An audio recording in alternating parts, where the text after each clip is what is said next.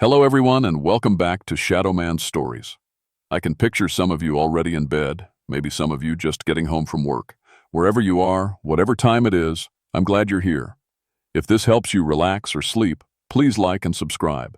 It means a lot. Now, let's get you comfortable, and I'll tell you tonight's story. My name is Benedict Ravencroft, and I've been a park ranger on the Appalachian Trail for 23 years. That's longer than anyone else in these mountains, and I've earned every gray hair on my head. The Great Smoky Mountains section is my territory. Every rock, every route, every dangerous drop-off. I know this trail better than I know myself. People think being a ranger is just about helping lost hikers and maintaining trails. They don't know about the sleepless nights, the bodies we carry out, the families we have to call. They don't know about the weight you carry when someone doesn't make it home because you missed something, didn't check something, weren't fast enough. I was 54 that August in 1979, and I thought I'd seen everything these mountains could throw at me. Bears, rattlesnakes, flash floods, hypothermia cases, you name it. But I'd never seen anything like what happened that week with the church group. It started as a normal Tuesday. Father Michael from St. Mary's in Asheville had called 2 weeks earlier, wanting to bring a small group up for what he called a spiritual retreat in God's creation. 7 people total, the priest, a nun named Sister Catherine, and 5 parishioners. They wanted to hike the more challenging section near Clingman's Dome, spend 3 days camping and praying. I'd guided church groups before. They were usually easier than the college kids or the weekend warriors. They listened to instructions, stayed together, didn't try to prove anything dangerous. So when Father Michael's group met me at the trailhead that morning, I felt good about the next few days. Father Michael was in his 40s, fit enough for the hike, but soft around the middle like most priests. Sister Catherine looked tough, probably 60, with steady eyes and good boots. The parishioners were mixed. Brother Paul, a thin man in his 30s who kept to himself. Mrs. Dorothy Jenkins, a widow in her 60s who seemed nervous about everything. Mr. Robert Hayes, a businessman who checked his watch too much. Miss Linda Foster, a young woman barely out of her teens who stayed close to Sister Catherine. "Morning, folks," I said, adjusting my pack. "Beautiful day for a hike. Everyone got their water? We'll be climbing steady for the first 2 hours." They all nodded and smiled. Brother Paul mumbled something about God providing. Mrs. Jenkins worried about her knees. Mr. Hayes asked about the weather forecast 3 times. Normal stuff.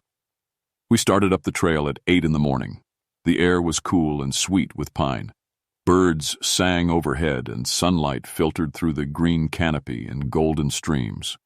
This was my church, these mountains, this wilderness. After Vietnam, after everything I'd seen and done over there, this was the only place I found peace. The group did well for the first hour. Father Michael led them in quiet prayers as we walked. Sister Catherine helped Mrs. Jenkins with her footing on the rough spots. Even Mr. Hayes stopped checking his watch and started looking around at the beauty. That's when I saw the first tracks. We'd stopped at a creek crossing to rest and refill water bottles. I was checking the trail ahead when I spotted them in the soft mud by the water's edge. At first glance, they looked human. 5 toes, a heel, about the right size. But something was wrong. The toes were too long, the heel too narrow, and they sank too deep, like whatever made them weighed much more than any person should. I knelt down for a better look. The tracks were fresh, made sometime in the last few hours. They came down to the creek from the woods, then followed the trail ahead of us for about 50 feet before disappearing into the rocks. "Everything okay, Ranger Ravencroft?" Father Michael called from behind me. I stood up and brushed the mud off my hands. "Just checking the trail conditions," I said. No point in worrying them over strange tracks. Probably just an unusual bear print, or maybe someone hiking in homemade boots. But as we continued up the trail, I couldn't shake the feeling that something was watching us. The birds seemed quieter, the shadows felt deeper, and twice I caught myself looking back over my shoulder, expecting to see something following us. I told myself it was just the old nerves acting up. Vietnam had left me jumpy about being watched. The mountains were safe. I'd been walking these trails for over 2 decades. I had no idea how wrong I was. We made good time up the mountain. By noon, we'd covered about 4 miles and were ready for lunch at a nice clearing with views of the valley below. The church group was tired but happy, sharing sandwiches and talking quietly about the beauty around us. I was checking my map when Brother Paul asked to speak with me privately. "Ranger," he said, his voice shaky, "I keep feeling like something's following us. Am I being foolish?" I looked at him closer. Paul was pale and sweating more than the hike should have caused. His hands trembled as he adjusted his glasses. "What makes you think that?" I asked. "I don't know, just a feeling. Like eyes on my back, and—" He paused, looking embarrassed. "I keep thinking about things I'd rather forget. Bad thoughts. Is that normal up here?" Before I could answer, Mrs. Jenkins screamed. We all turned to see her pointing at the edge of the clearing. There, just inside the tree line, stood something that made my blood freeze. It looked human at first glance, tall, thin, standing upright. But as my eyes focused, I saw the truth. It was at least 9 feet tall, so thin it looked like skin stretched over a skeleton. Its rib cage was visible through torn flesh, and its mouth, dear God, its mouth was sewn shut with what looked like animal sinew. The thing tilted its head, studying us with black holes where eyes should be. Then it spoke, though its lips couldn't move. "Among you carries the heaviest burden?" The voice came from everywhere and nowhere, like wind through dead leaves. "Who hides the deepest shame?" Father Michael stepped forward, pulling out his cross. "In the name of Jesus Christ, I command you to—" "Silence, false shepherd." The creature's attention fixed on him. "Your prayers ring hollow. Your faith is a mask." The priest stumbled backward, his face going white. Then the thing looked directly at Brother Paul. "You, the one who corrupts innocence, come forward." "No," Paul whispered. He tried to back away, but his feet wouldn't move. "I don't know what you mean."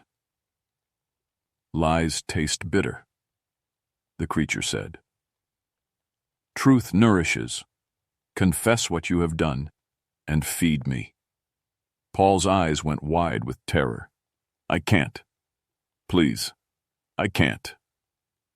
"Then I will pull it from you. What happened next will haunt me forever." Paul's mouth opened against his will and words poured out like poison from a wound. "I touched him," Paul sobbed. "My sister's boy. Little Tommy. He was only 8. I told him it was a game, a secret game. I told him God wanted him to make me feel good. He trusted me. He loved me. And I used that. I used him." The confession tore from him like he was vomiting up his soul. "I joined the church to hide. Thought God would forgive me if I served him. But I still think about it. Still want to do it again. I'm sick. I'm evil. I deserve to burn." The creature seemed to grow larger as Paul spoke. Its torn flesh filled out slightly. The empty eye sockets glowed with a faint red light. "Yes," it hissed. "Feed me your shame." Paul collapsed to his knees, clutching his chest. His face turned purple, then gray.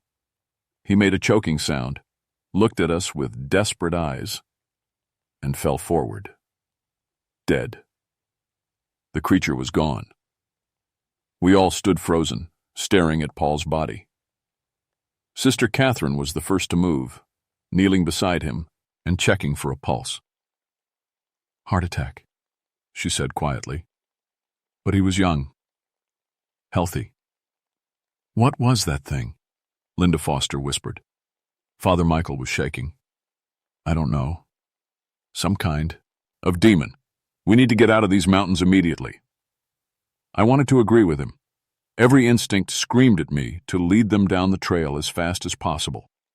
But I knew these mountains. The nearest road was 8 miles away, most of it steep and treacherous.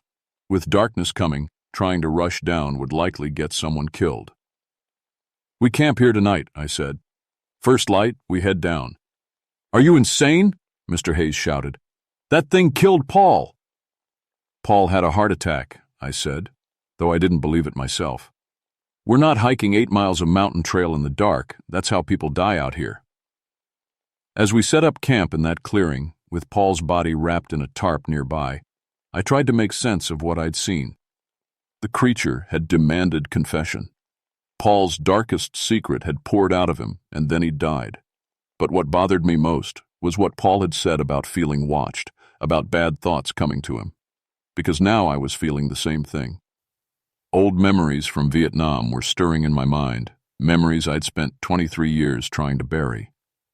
As darkness fell over the mountains, I had the terrible feeling that the creature wasn't done with us.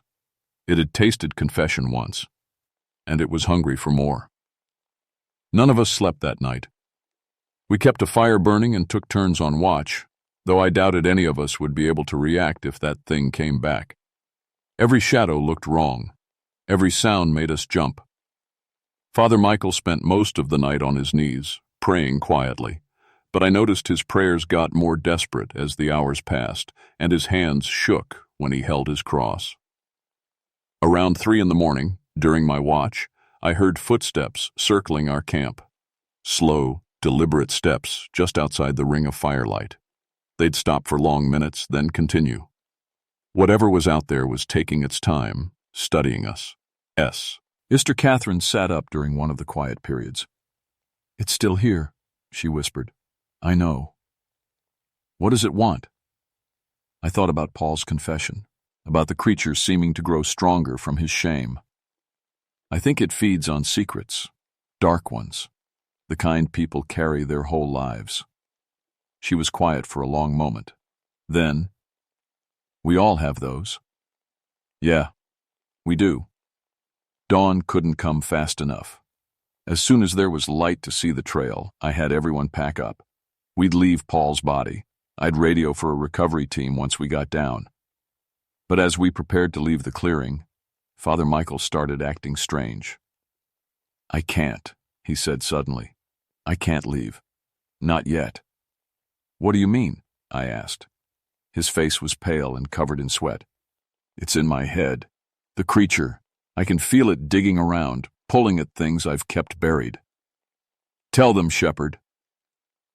The voice came from the trees around us. The creature was back, though I couldn't see it yet. "Tell them how you steal from the poor box to feed your hunger. Tell them about the cards, the dice, the nights you gamble away money meant for orphans." "No," Father Michael whispered, but his mouth was already opening against his will. "The bingo money," he said, the words forced out of him. "The collection for the children's hospital. I took it. Lost it at the casino in Cherokee. $12,000 meant for sick kids, gone in one night." The others stared at him in shock. "I kept taking more to cover it," he continued, unable to stop. "I told myself I'd pay it back when I won big. But I never won. I just kept losing, kept stealing. The church is broke because of me, and those children will suffer, and I don't even care because all I can think about is the next bet, the next game." Tears streamed down his face. "I'm not a man of God. I'm a thief and a liar, and I hate myself, but I can't stop." The creature emerged from the trees, looking more solid than before, its sewn mouth stretched in what might have been a smile. "Your shame tastes sweet, false shepherd." Father Michael tried to run, but the thing was on him in an instant. I saw claws flash, heard him scream, and then his throat was open, and he was drowning in his own blood. "Who's next?" the creature asked, turning its empty gaze on the rest of us. "Who else carries poison in their soul?" Sister Catherine stepped forward. She was shaking, but her voice was steady. "Take me," she said. "Leave the others alone." "Noble, but I do not choose. Your guilt calls to me. Your shame feeds me. You will all confess before I am done." "Then let's get it over with," Catherine said. The words spilled out of her like they had with the others. "I wasn't always a nun. 25 years ago, I was Margaret Sullivan. I was married to a good man named David. He loved me, trusted me completely. Her voice broke. I had an affair with his brother. For months.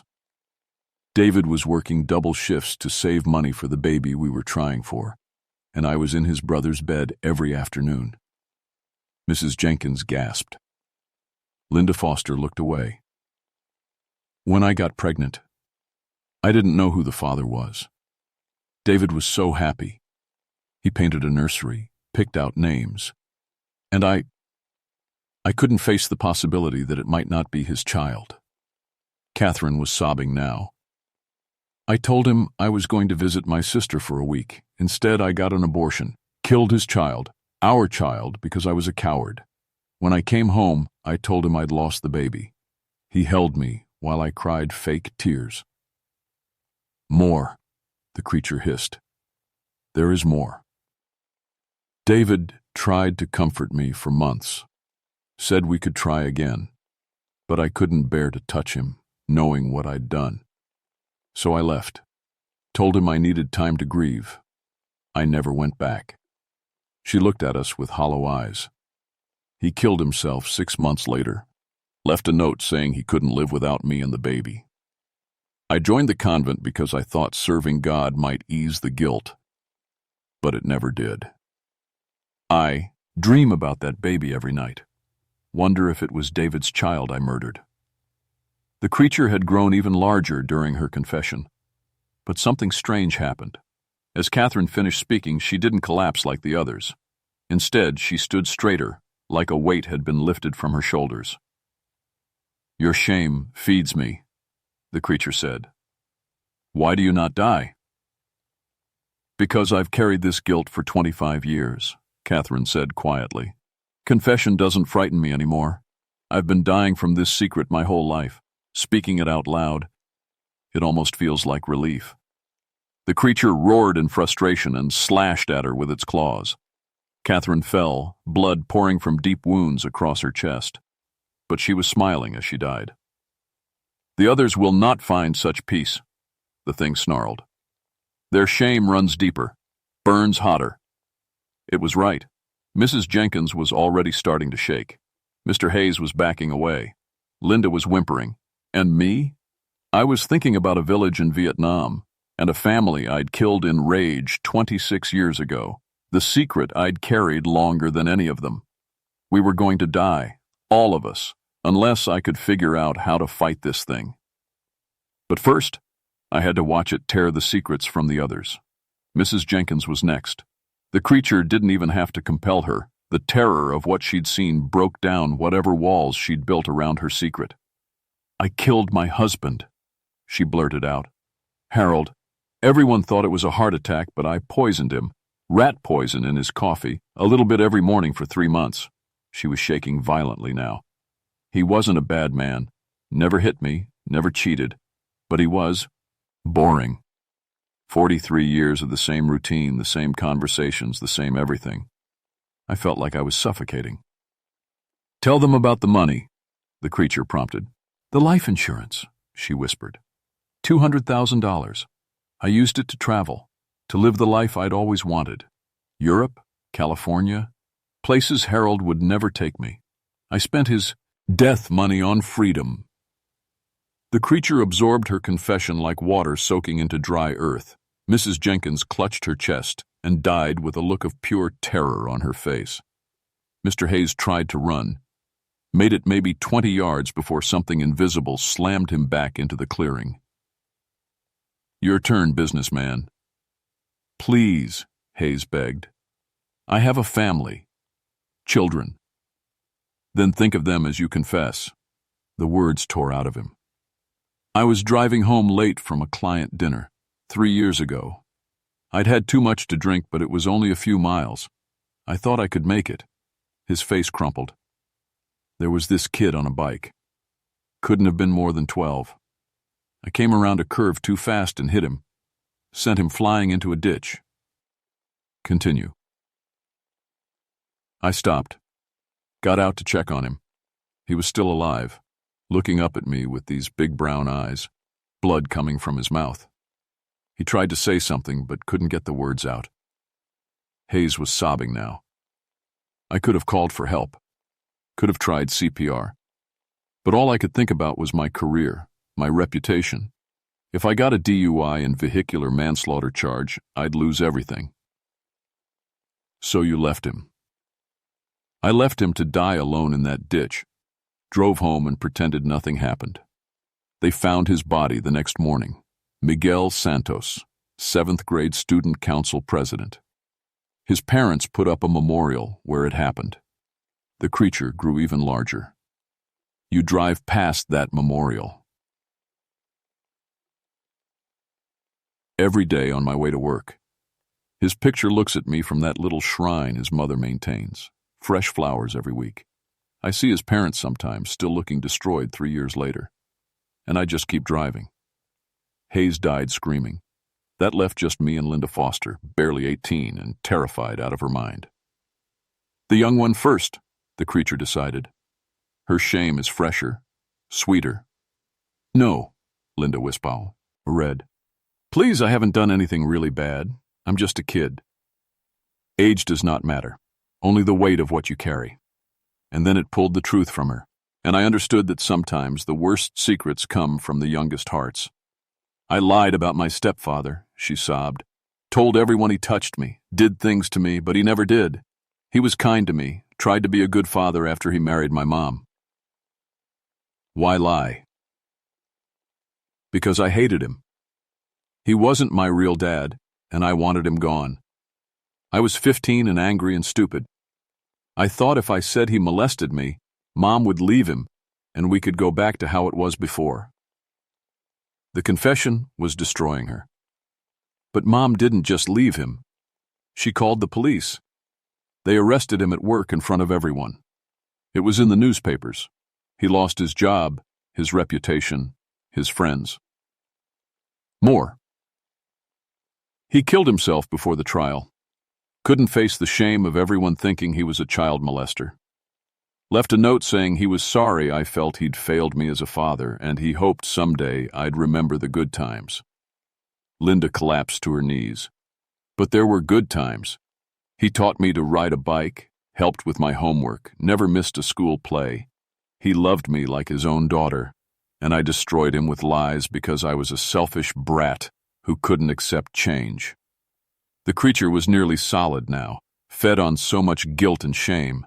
It reached for Linda with claws that would tear her apart. That's when I stepped between them. Stop, I said. You want the heaviest burden, the deepest shame. Take mine. The creature paused, tilting its head. The old soldier. Yes, your guilt burns brightest of all. Vietnam, 1968, I said. I was 19, scared out of my mind, carrying an M16 and pretending to be brave. We'd been taking fire from a village for 3 days, losing good men to snipers we couldn't locate. Yeah. The words came easier than I expected. I'd never told anyone this story. Not the military shrinks, not the priests I'd tried to confess to over the years, not even myself in the dark hours, before dawn. My squad was ordered to search the village, find the weapons cache. We went house to house, but the villagers just stared at us with these blank faces. Nobody would talk. You grew angry. Furious. My best friend Jimmy had died that morning, shot through the head by some invisible sniper. I was 19 and full of rage and grief, and these people were protecting the ones who'd killed him. The creature leaned closer, hungry for my shame. We found a family in the last hut. Father, mother, 3 kids. The youngest couldn't have been more than 5. They were huddled together, terrified. Tell me what you did, soldier. I started screaming at them, demanding to know where the weapons were. The father kept shaking his head, speaking Vietnamese I couldn't understand. The mother was crying, trying to shield her children. My hands were shaking now, just like they had that day. I grabbed the father, shoved my rifle in his face. He said something, probably please, or I don't know, and I lost it. You killed them. All of them. The father first, then the mother when she screamed. The children tried to run. I could see their faces, 26 years later, as clear as if it had happened yesterday.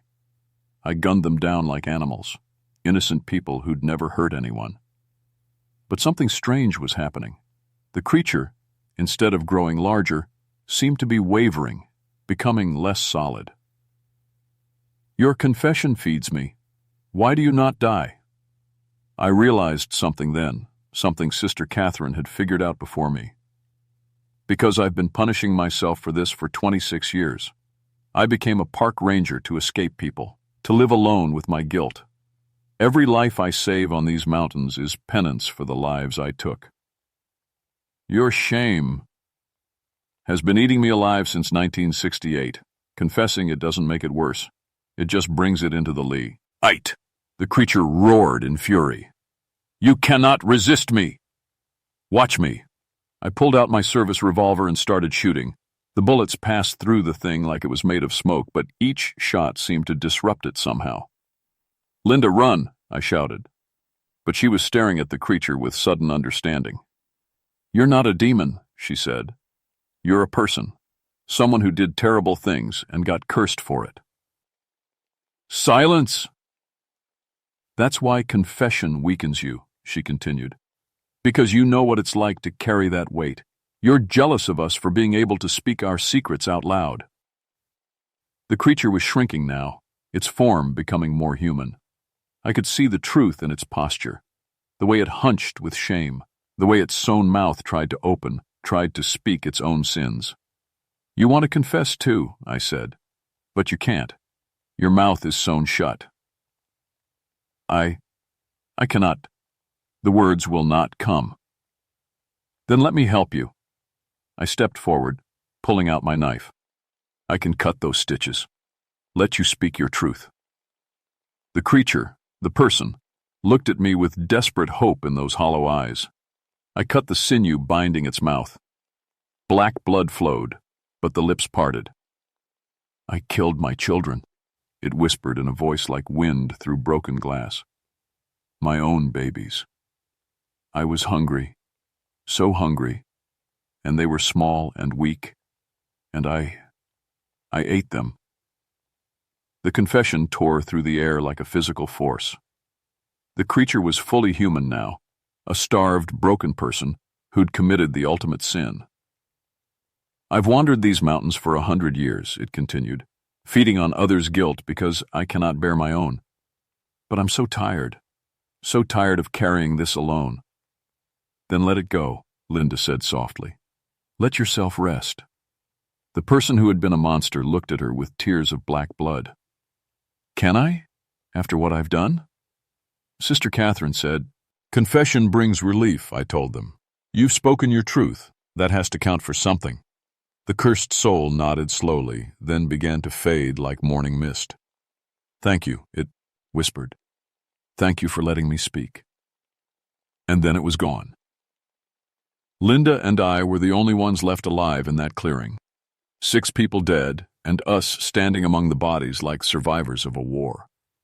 "What do we tell them?" Linda asked. "Down in town, when they ask what happened."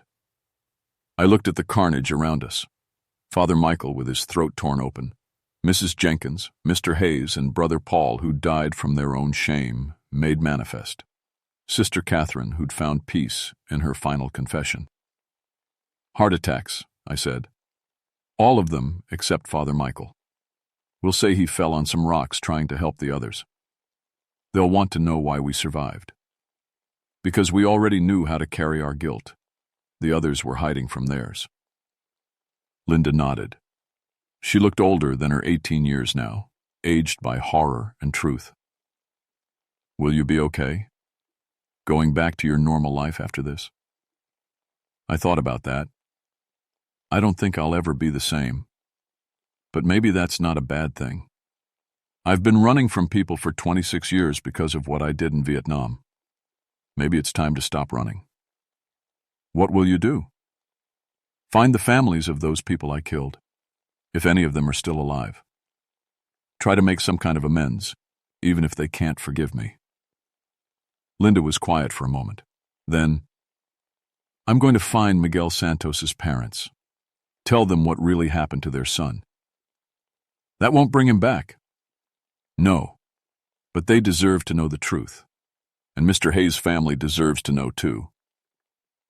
We hiked down the mountain in silence, carrying the weight of what we'd witnessed and what we'd learned about ourselves. The creature was gone, but the memories of that night would stay with us forever. At the bottom of the trail, we parted ways. Linda went to speak to the families she'd helped destroy with her lies. I went to make phone calls to Vietnam Veteran Services, trying to track down survivors in a village whose name I'd never forgotten. The official report blamed the deaths on a combination of altitude sickness, heart conditions, and an accident with Father Michael. Nobody questioned it too closely. Sometimes people just die in the mountains. But I know the truth. And sometimes, late at night when I'm alone in my ranger station, I think about that creature and the relief in its voice when it finally spoke its darkest secret. We all carry our sins differently. Some of us hide them until they eat us alive. Others, like Sister Catherine, find strength in bringing them to light. And a few, like that cursed soul, get trapped by their guilt until someone helps them find their voice. I still work these mountains, though I'm not the same ranger I was before. I talk to the hikers now, really talk to them. Listen when they need to unburden themselves. Because I learned something important that night. Confession isn't about judgment or punishment. Sometimes it's about mercy.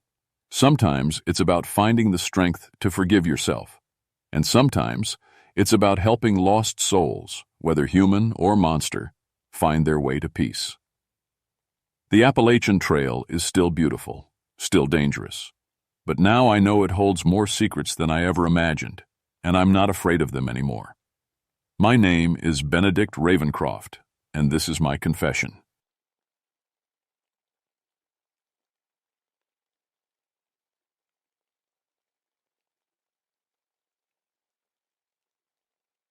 My name is Max Blackbriar, and I've been a ranger in the Monongahela National Forest for 4 years now.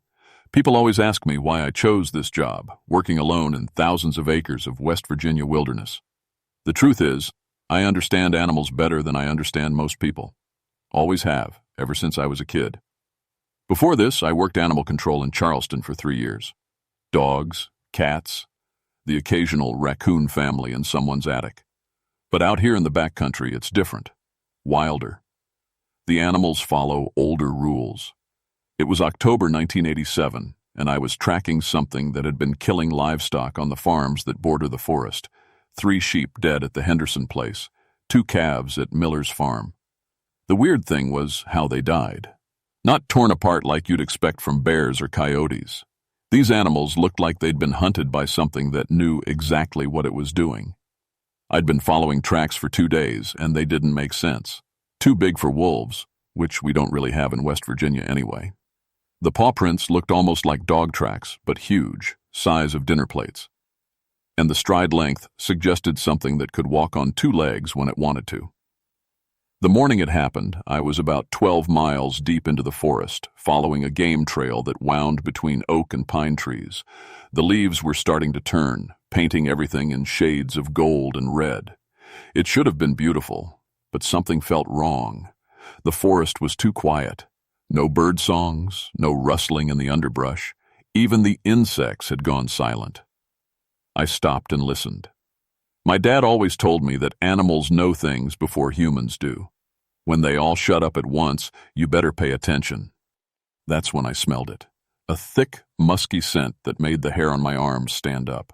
Not quite dog, not quite wild animal. Something else entirely. I pulled out my radio to call it in, but all I got was static. Strange because I'd had clear signal just an hour before. The trees weren't thick enough here to block the signal. I kept walking, following the tracks deeper into the woods. The path started climbing, winding up toward a ridge where the trees thinned out. With each step, that smell got stronger. My instincts were screaming at me to turn around and head back to my truck, but I had a job to do. Besides, I'd spent my whole life around animals. I could read their body language, understand their moods. Whatever was out here, it was still just an animal. Animals had patterns, behaviors you could predict if you knew what to look for. I was wrong about that. The tracks led to a clearing at the top of the ridge. In the center stood the remains of an old hunting camp, a lean-to shelter and a fire pit that looked like it hadn't been used in years. But someone had been here recently. The ashes in the fire pit were still warm. That's when I saw them. 7 shapes standing at the edge of the tree line, perfectly still. At first glance, they looked like large dogs. German shepherds, maybe, or wolf-dog hybrids. But they were standing wrong. Too upright, too human, and they were all looking directly at me. I reached for my sidearm, a .357 Magnum that could drop a black bear if I placed the shot right. But something told me not to draw it. These creatures weren't showing aggression. No raised hackles, no bared teeth. They were just watching, waiting. The largest one, standing directly across the clearing from me, was massive. Had to be 7 feet tall on its hind legs. Its fur was dark brown, almost black, and its eyes held an intelligence that made my blood run cold. This wasn't just an animal.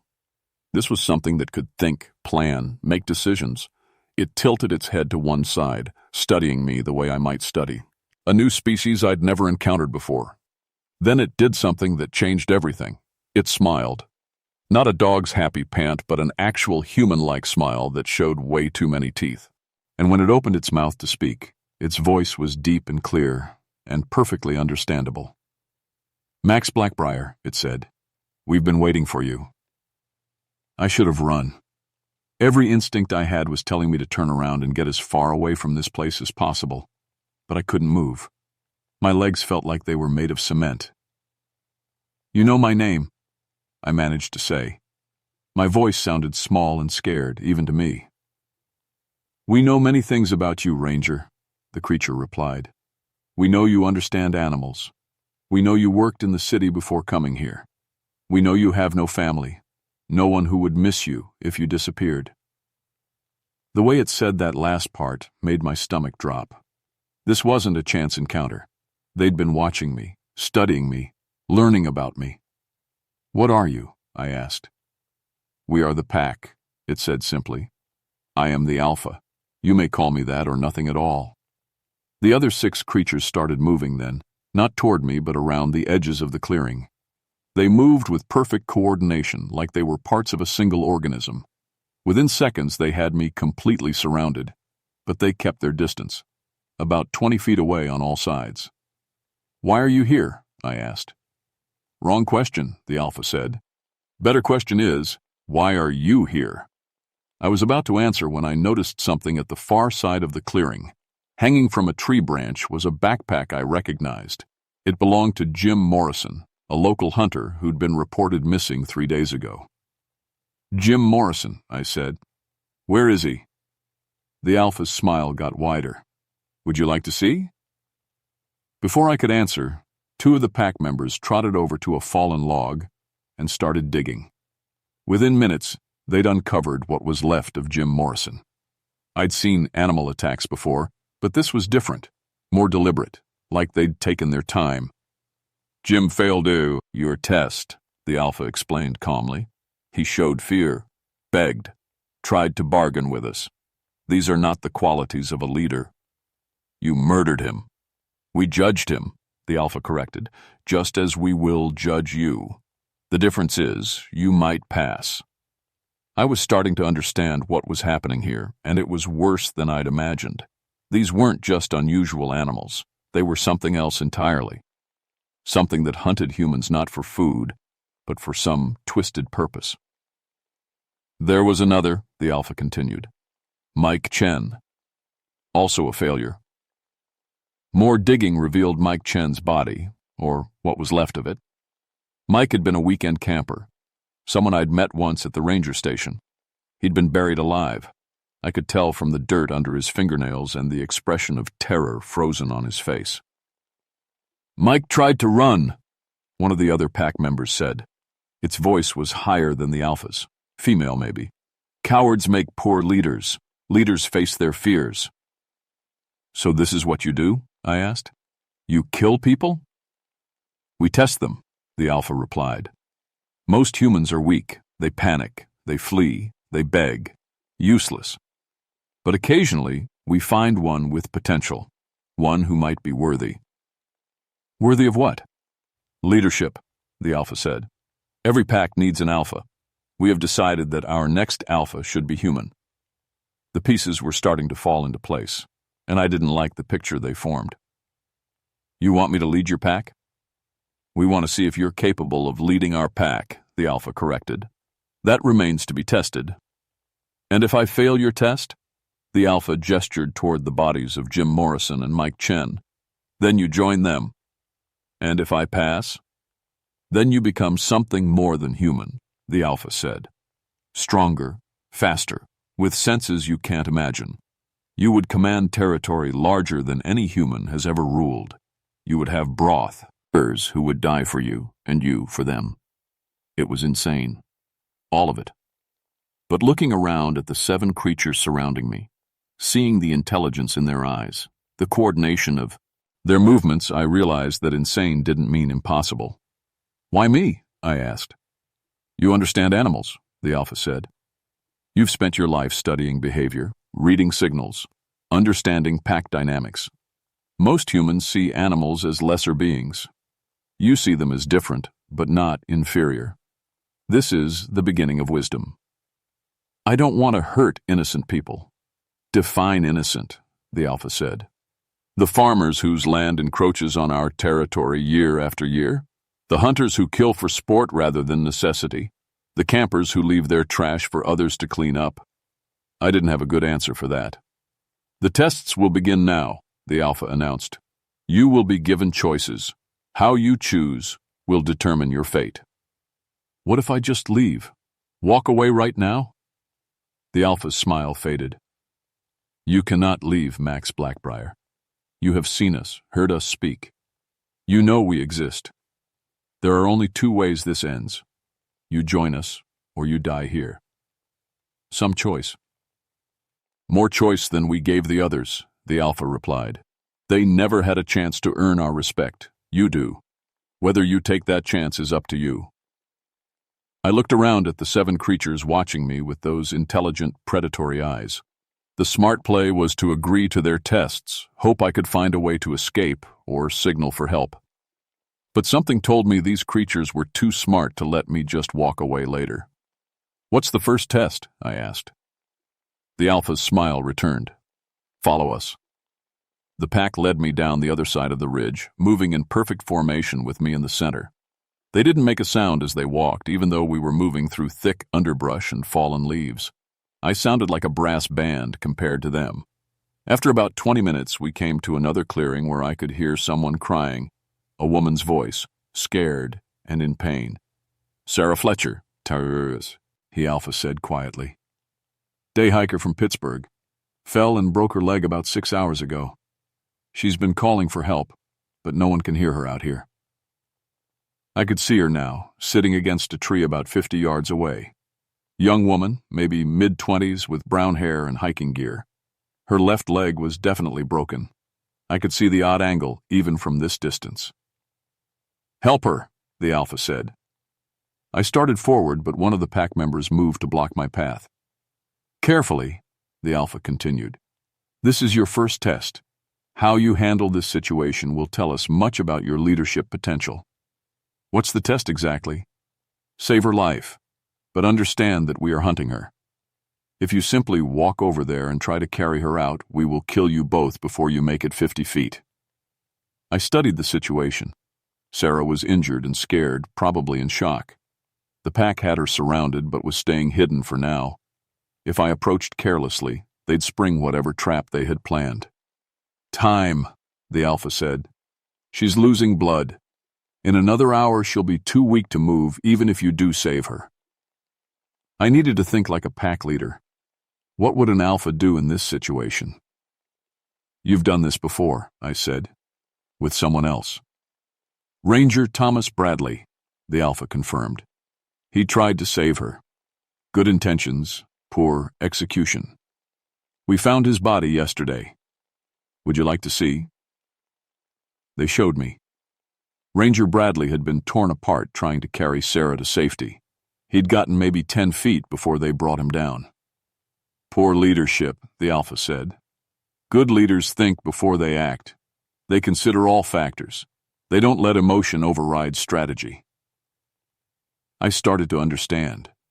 This wasn't just about saving Sarah. It was about showing that I could make smart decisions under pressure, that I could lead effectively even when lives were at stake.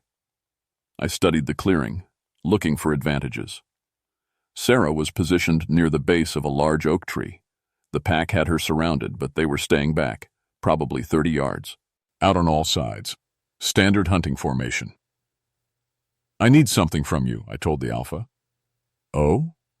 Your word that if I can save her, you'll let us both go free." The alpha considered this. "No. But I will give you my word that if you save her using sound leadership principles, you will have passed this test, and we will move on to the next." "And her?"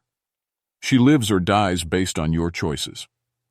It wasn't the answer I wanted, but it was more than Thomas Bradley had gotten. I made my decision. Instead of approaching Sarah directly, I circled wide around the clearing, staying just inside the tree line. The pack members I could see tracked my movement, but didn't try to stop me. They were curious about my strategy. I found what I was looking for, a large fallen tree that created a natural barrier between Sarah and 3 of the pack members. If I could get her behind that tree, it would limit their angles of attack. I also noticed something else. The pack was positioned perfectly to take down someone trying to carry Sarah out, but they were all focused on her current position. If I could move her first, then come up with an escape route, I might have a chance. I worked my way around to a position about 20 yards behind Sarah, where the pack was thinnest. Then I called out to her, "Sarah! Sarah Fletcher!" She looked up, tears streaming down her face. "Help me, please! My leg is broken." "I'm going to help you," I called back, "but I need you to listen carefully and do exactly what I say. Do you understand?" She nodded frantically. "See that big, fallen tree to your left? I need you to crawl behind it. Don't try to stand up, just drag yourself there." "I can't. It hurts too much." "You have to," I said. "There are wild animals nearby. Dangerous ones. That tree will provide some protection." It took her 10 minutes to drag herself the 15 feet to the fallen tree, but she made it. During that time, I watched the pack reposition themselves. They were adapting to the new situation, but they were also showing me something. They weren't going to attack until I made my move to help her. This really was a test. Once Sarah was behind the tree, I had to make my next choice. I could try to reach her and attempt some kind of rescue, or I could try something else. "Sarah," I called out. "Do you have a cell phone?" "Yes, but there's no signal up here." "Try it anyway. Sometimes you can get signal from higher ground." She checked her phone. "1 bar. It's weak, but I have 1 bar." "Call 911. Tell them you're injured in Monongahela National Forest, Sector 7. Tell them you need helicopter rescue. Give them your exact GPS coordinates if your phone has them." I could see the alpha watching me with interest. This wasn't what they'd expected. Sarah made the call. It took 3 tries, but she got through. I heard her giving the details, her voice getting stronger as she realized help was coming. "They're sending a helicopter," she called to me. 20 minutes. "Good," I called back. "Stay exactly where you are. Don't move until you hear the helicopter." I turned to face the alpha. Test completed. The alpha slowly approached, keeping its hands visible. "Explain your strategy." "Direct rescue would have gotten us both killed," I said. "You were positioned to take down anyone trying to carry her out. But you weren't trying to kill her. If you were, she'd already be dead. This was about seeing how I'd handle a rescue situation." "Continue." "Instead of rushing in, I moved her to a more defensible position first. Then I used available resources, her cell phone and emergency services, to arrange proper rescue. She gets help, I don't get killed, and I've demonstrated that I can think strategically under pressure." The alpha was quiet for a long moment. Then it smiled. "Very good," it said. "You understand that a leader's job is not to be heroic. It is to achieve objectives while minimizing casualties. Is she safe?" "She is safe," the alpha confirmed. "We do not kill without purpose." I could hear helicopter rotors in the distance now. "What's the next test?" I asked. The alpha's smile faded. "The next test will be harder. Much harder. It will require you to make choices that will haunt you for the rest of your life, however long that may be." "What kind of choices?" "The kind that separate true leaders from those who merely wear the title," the alpha said. "Follow us." We left Sarah to be rescued and headed deeper into the forest. The pack moved differently now, less like they were hurting me and more like I was actually part of the group. But I knew I was still being tested. After another hour of walking, we came to a place I'd never seen before, despite 4 years of working this forest. It was a natural amphitheater formed by huge boulders, with a clear stream running through the center. And there were more of them, at least 20 pack members that I could see, maybe more hidden in the rocks above. In the center of the clearing were 3 people tied to trees, an elderly man in camping gear, a young boy about 10 years old, and a middle-aged man in hunting clothes with a rifle lying nearby. The final test, the Alpha announced. True leadership requires the ability to make life and death decisions, to judge who deserves to live and who does not. My stomach turned. You want me to decide who lives and who dies? We want you to demonstrate that you understand pack law, the Alpha replied. Some humans contribute to the health of the territory. Others are parasites or threats. A good Alpha protects the pack by eliminating dangers and preserving resources. I walked closer to the 3 prisoners. The elderly man was conscious, but looked like he was in shock. The boy was crying quietly, too scared to make noise. The hunter was awake and angry, straining against his ropes. Let me go, you fool. Rex, the hunter shouted. When I get loose, I'm going to kill every one of you. That is Marcus Webb, the Alpha said. Professional poacher. He has been setting illegal traps in our territory for months. 3 pack members have been injured by his snares. The hunter, Webb, glared at me. You going to let these animals hold me here? You're a ranger. Do your job. I ignored him and looked at the elderly man. What's your name, sir? Harold. Harold Peterson, he said weakly. I was just camping. I didn't do anything wrong. Harold is 73 years old, the Alpha said. He has diabetes and a weak heart. He requires constant medical attention and contributes nothing to pack territory. He's just an old man camping, I said. Resources are limited, the Alpha replied coldly. Every mouth that consumes food without contributing to the pack's survival weakens the whole group. I looked at the boy. He couldn't have been older than 10, with sandy brown hair and freckles. He was wearing a Cub Scout uniform. And him? Timothy Chen, the Alpha said. Lost during a camping trip with his scout troop. He wandered away from the group. Just a kid. A child has potential, the Alpha said. Children learn pack law easily. They adapt. They can be taught proper behavior. I was starting to understand the horrible logic of what they were asking me to do. In their twisted worldview, the poacher was a direct threat who had to be eliminated. The old man was a drain on resources. The child was the only one worth saving. I won't do it, I said. I won't choose who lives and dies. Then all 3 die, the Alpha said simply. And you fail the test. This is murder. This is pack law, the Alpha replied. Survival of the territory requires difficult decisions. If you cannot make them, you are not Alpha material. The other pack members were moving closer now, surrounding them. 3 prisoners. I could see the hunger in their eyes, the barely controlled predatory instinct. How long do I have to decide? I asked. Now, the Alpha said. Choose now, or watch all 3 die. My mind was racing. There had to be another way. Some strategy that would save innocent lives without making me a monster. Then I remembered what the Alpha had said earlier about pack law and challenges for dominance. I challenge you, I said loudly. Every pack member in the clearing went perfectly still. The Alpha turned to stare at me with those intelligent predatory eyes. You what?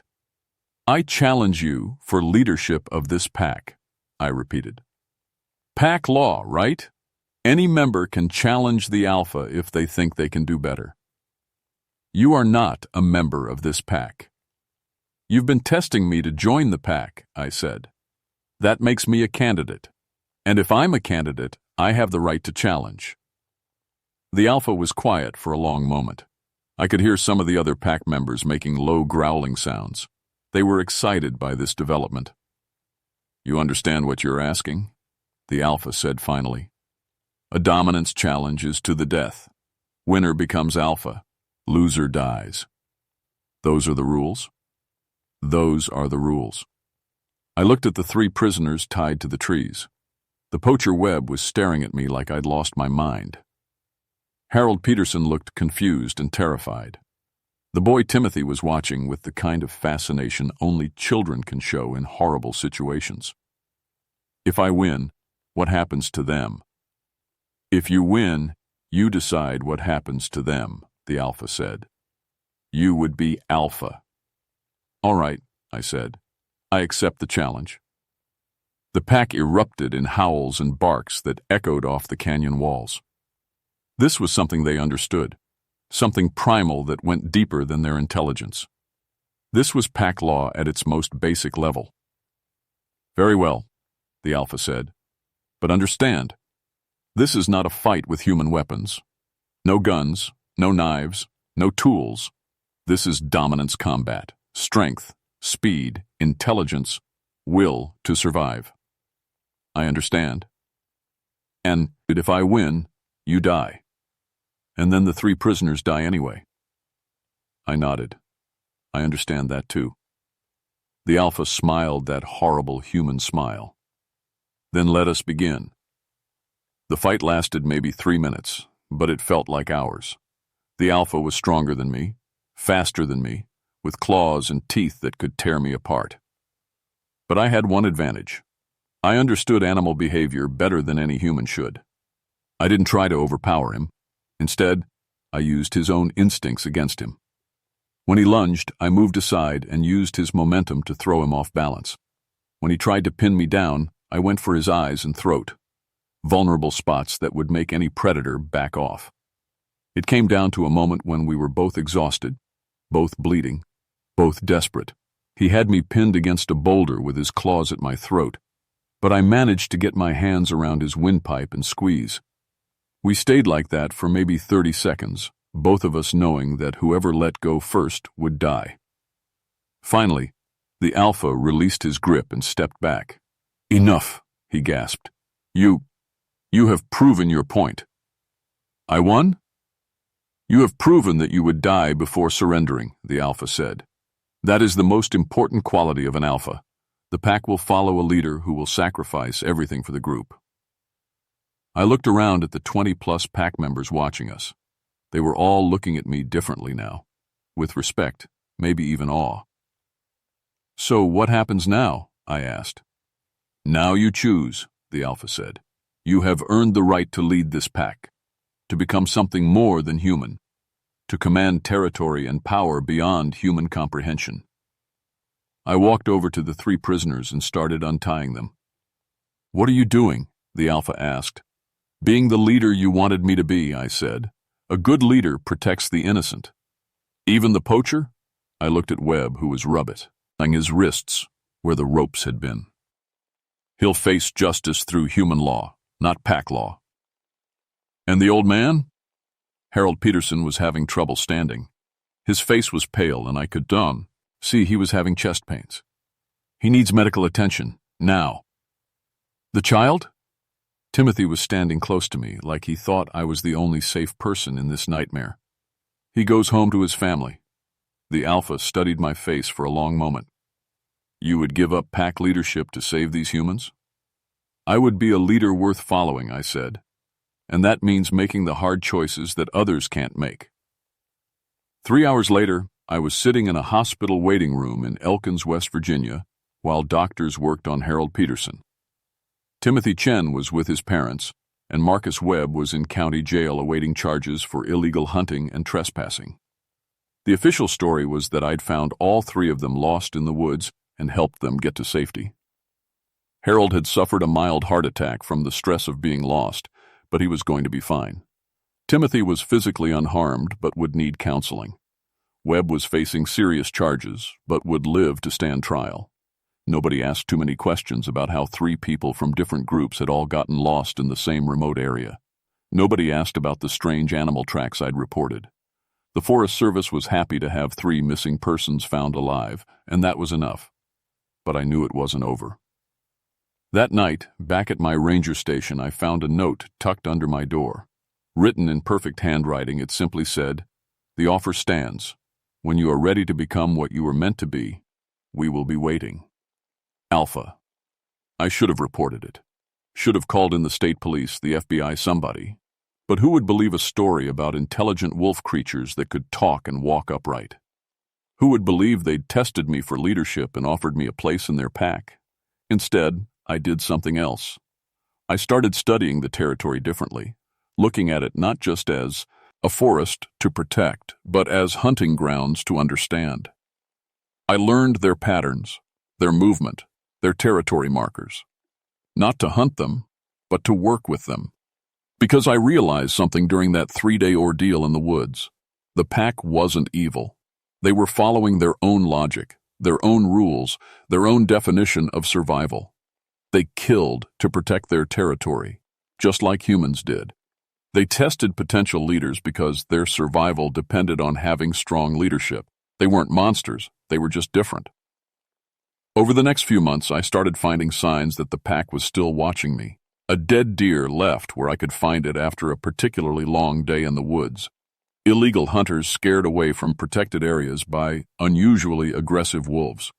Poachers found tied to trees with their traps destroyed, unharmed, but terrified. They were keeping their end of our bargain, protecting the territory, but doing it in a way that didn't require me to make choices I couldn't live with. And sometimes late at night when I was alone in the deep woods, I'd catch a glimpse of yellow eyes watching me from the tree line. Never threatening, just acknowledging. Pack to pack. I never took them up on their offer. Never joined their pack or accepted the power they offered. But I never forgot what they taught me either. Leadership isn't about being the strongest or the smartest or the most ruthless. It's about making the hard choices that others can't make and living with the consequences. It's about protecting what matters, even when it costs you everything. And sometimes, in the deepest parts of the forest where the old rules still apply, it's about understanding that humans aren't the only ones who can think, plan, and choose. They're still out there. I know because I still find their signs, still see evidence of their presence. The pack endures, following their own version of the law, maintaining the balance between civilization and wilderness in their own unique way. And sometimes, when the wind is right and the forest is quiet, I can swear I hear them calling my name, reminding me that the offer still stands, that there's still a place for me in the pack if I ever choose to take it. But for now, I remain what I've always been, a bridge between two worlds, protecting both human and pack territory in my own way. Some nights, I wonder if that was their plan all along.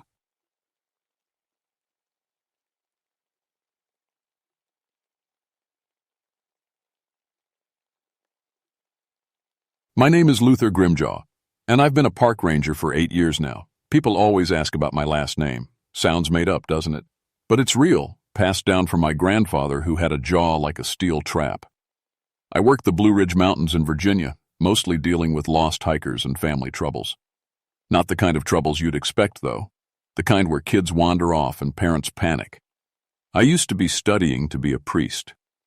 Hard to believe now, but I spent 3 years in seminary before I lost my faith. Not in some dramatic way, just slowly, like water leaking from a bucket. Then Emma came along, my little girl, just 6 years old now, with blonde hair and blue eyes that still believe the world is good. December 1962 was supposed to be our Christmas vacation. Haven's Rest, they called the place. 12 little cabins scattered across 200 acres of mountain forest. The perfect place for families to get away from the city and spend time together. The brochure made it sound like heaven. I should have known better. The drive up took 3 hours through winding mountain roads. Emma pressed her face to the window, watching the snow fall thick between the pine trees. "Daddy, look! It's like a fairy tale." The cabins sat in a rough circle around a central lodge, each one painted dark green to blend with the forest. Smoke curled up from most of the chimneys. Other families had gotten there before us. I could see kids building a snowman near the biggest cabin, parents watching from the porch with coffee mugs. "Mr. Grimjaw?" A woman came out of the lodge wearing a thick wool coat. "I'm Mrs. Henderson, the owner. Welcome to Haven's Rest." She showed us to our cabin, a cozy little place with 2 bedrooms and a stone fireplace. Emma ran straight to the window to watch the other kids playing outside. "The other families seem nice," Mrs. Henderson said. "The Pattersons have twin boys, same age as your Emma. The Kowalskis just had a baby, sweetest little thing. And the Washingtons brought their teenage son, Marcus. He's been helping the younger kids with their snowman." I nodded, carrying our bags inside. Through the window, I watched the families. They looked so normal, so happy. The kind of Christmas scene you'd see on a greeting card. That evening, all the families gathered in the main lodge for dinner. The Pattersons, Bill and Mary, had twin boys named Jake and Tommy, both 7 years old and full of energy. The Kowalskis were quieter, new parents still nervous about bringing their baby into the woods. And the Washingtons seemed like good people. Marcus was 15, polite, and helpful with the younger kids. "This place has quite a history," Bill Patterson said over dessert. "Mrs. Henderson, didn't you say Cherokee families used to live up here?" Mrs. Henderson's face went a little tight. "Long time ago, yes. Before they had to leave." I knew what she meant. The Cherokee removal, what they called the Trail of Tears. Thousands of families forced from their homes, many dying on the journey west. Some had tried to hide in these mountains, living in caves, slowly starving. "Are there still caves up here?" Tommy Patterson asked, eyes wide. "Some," Mrs. Henderson said quickly, "but they're not safe. You children stay close to the cabins, understand?" After dinner, I walked Emma back to our cabin. The snow had stopped, and the moon was bright enough to see by. That's when I noticed them. Tracks in the snow around the edge of the clearing. Big tracks, much bigger than a man's boot. I knelt down to get a better look. The prints were at least 18 inches long, with what looked like toe marks at the front. They circled the cabins like someone or something had been watching. "Daddy, what's that?" Emma pointed at the tracks. "Just an animal, sweetheart. Maybe a bear." But I knew it wasn't a bear. Bears don't make tracks like that, and they should be sleeping this time of year. Anyway, I'd heard stories from other rangers, tales of something big living deep in these mountains. Most of us figured it was just lonely mountain men playing tricks on city folks. I should have packed up right then and driven home. Instead, I tucked Emma into bed and sat by the fireplace, listening to the wind in the trees. Outside, I could hear the other families settling down for the night. The baby crying softly, parents talking in low voices, Marcus Washington chopping firewood for his family's cabin. Normal sounds, safe sounds. But every now and then, I heard something else. A branch breaking where no one should be walking. A sound that might have been wind or might have been breathing. I checked the door locks twice before going to bed. I woke up to screaming. Emma's bed was empty, her covers thrown back like she'd been pulled out fast. The cabin's front door stood wide open, letting in the freezing morning air. Snow had blown across the wooden floor. "Emma!" I shouted, running outside in just my pajamas and boots. "Emma!"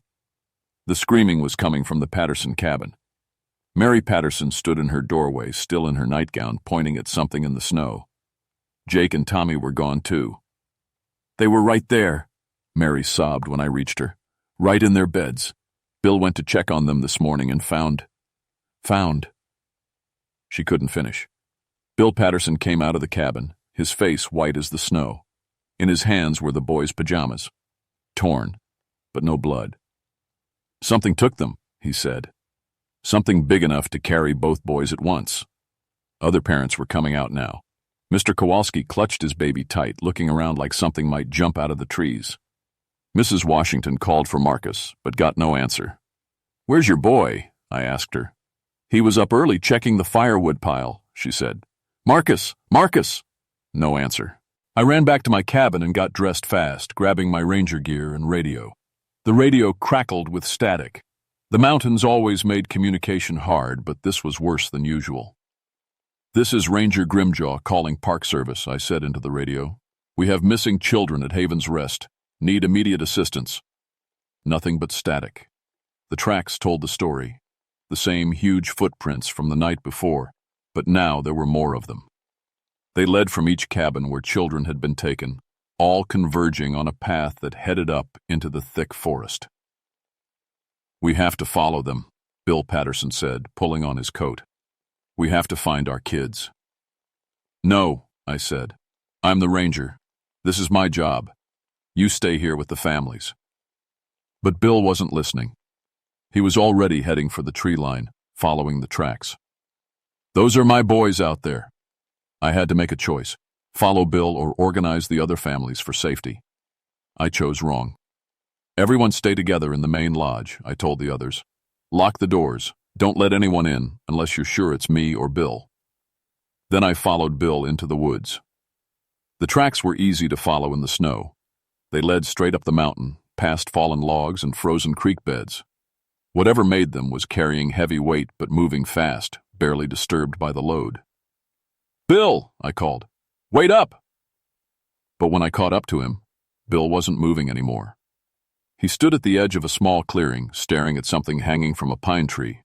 It was a piece of Tommy's pajama top tied to a branch about 12 feet up, too high for a man to reach without a ladder. The fabric fluttered in the wind like a flag. "They're alive," Bill whispered. "It's showing us they're alive." He was right. If something had killed the children, why leave a sign? This was a message. But what did it mean? That's when we hear, "Did it?" A sound like a child crying, coming from deeper in the forest. Bill took off running toward the sound before I could stop him. I found pieces of him an hour later. I won't describe what I saw. Let me just say that whatever did it was strong enough to tear a grown man apart like he was made of paper. The crying sound had stopped, and the forest was quiet except for my own breathing. I followed Bill's blood trail back toward the cabins, my hands shaking as I radioed for help again. Still nothing but static. When I got back to the lodge, the other families were huddled around the fireplace. Mrs. Kowalski was crying softly, holding her baby. The Washingtons sat apart. They'd found Marcus's jacket by the woodpile, but no sign of him. "Where's Bill?" Mary Patterson asked. I couldn't tell her the truth. Not yet. He's still searching. We need to stay together until help arrives." That night, none of us slept. We took turns watching the windows, jumping at every sound. Around midnight, Mrs. Washington pointed at the window. "Look," she whispered. Outside, arranged in the snow near the lodge, were children's clothes. Emma's pink pajamas, Tommy and Jake's shirts, Marcus's jeans, all laid out neat and careful, like someone getting ready for laundry day. But no blood, no tears in the fabric. They were alive. Someone, something, wanted us to know they were alive. The question was, why? The second day brought no rescue teams. My radio stayed dead, and when Mr. Kowalski tried to drive down the mountain for help, he found the road blocked by fallen trees. Big trees, the kind that would take a crew with chainsaws hours to clear. They fell perfectly across the road, he told us when he came back. Like someone pushed them over on purpose. We were trapped. That afternoon, while the others stayed in the lodge, I searched the area around the cabins more carefully. The tracks were everywhere now, circling the buildings, leading to the windows, even on the roofs. Whatever was watching us had been busy while we slept. I found something else too, deep scratches in the bark of trees around the clearing, about 8 feet off the ground. 5 parallel grooves, like claw marks, but bigger than any bear could make, and they were fresh. As the sun started to set, Mrs. Washington broke down completely. "My Marcus," she sobbed. "He's just a boy. He was going to graduate this year, maybe go to college." Mr. Kowalski tried to comfort her, but his hands shook as he held his baby. "Maybe we should try to walk out," he said. "Leave the car, follow the creek bed down the mountain." "In this snow? With a baby?" I shook my head. "We'd freeze to death before we made it 5 miles. That's when we heard it, a voice calling from the forest. "Daddy, Daddy, help me!" It was Emma's voice. I was halfway to the door before Mrs. Washington grabbed my arm. "Don't," she said. "It's not her. That's my daughter out there. Listen," she said. "Really listen." I stopped. The voice came again. "Daddy! Daddy, help me!" Exactly the same words, same tone, same pitch, like a recording playing over and over. "Marcus used to do bird calls," Mrs. Washington whispered. "He could copy any sound perfectly. That thing, it's copying her voice." The calling went on for an hour. Sometimes it was Emma, sometimes the Patterson twins calling for their mother. Once, it sounded like Marcus calling for help, but always the same phrases, repeated exactly.